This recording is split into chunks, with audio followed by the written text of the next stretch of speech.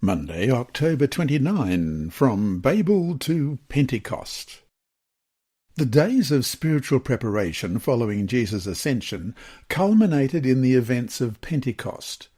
The first verse tells us that on the day just before the Holy Spirit was poured upon the disciples, they were all together of one accord in one place. Acts chapter 2 and verse 1.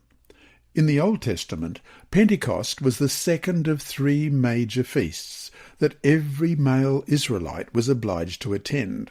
It was held 50 days. In Greek, Pentecosta is 50th day after Passover. During that feast, the Hebrews presented to God the first fruits of their summer harvest as an offering of thanksgiving.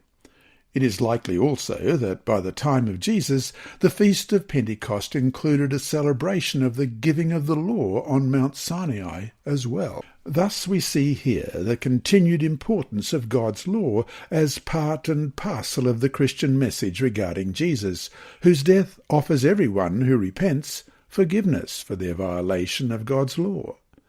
No wonder one of the crucial texts regarding the last days deals with both the law and the gospel. Here is the patience of the saints, here are those who keep the commandments of God and the faith of Jesus. Revelation 14, verse 12.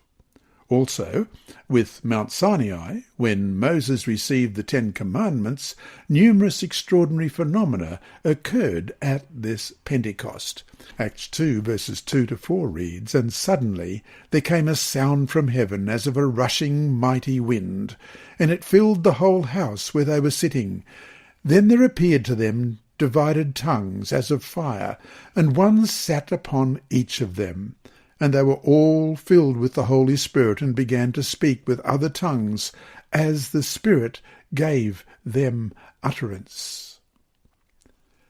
Question. Read Acts chapter 2, verses 5 through to 13. What is the significance of this amazing event? Now there were staying in Jerusalem God-fearing Jews from every nation under heaven. When they heard this sound, a crowd came together in bewilderment, because each one heard their own language being spoken. Utterly amazed, they asked, "Aren't all these who are speaking Galileans? Then how is it that each of us hears them in our native language?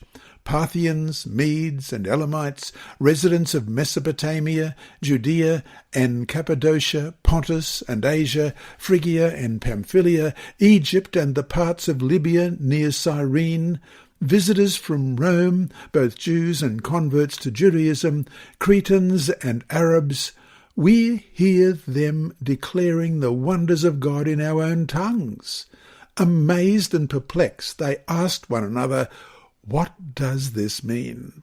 Some, however, made fun of them and said, "They've had too much wine." Pentecost was to be a joyous feast, a feast of thanksgiving to the Lord for his bounties.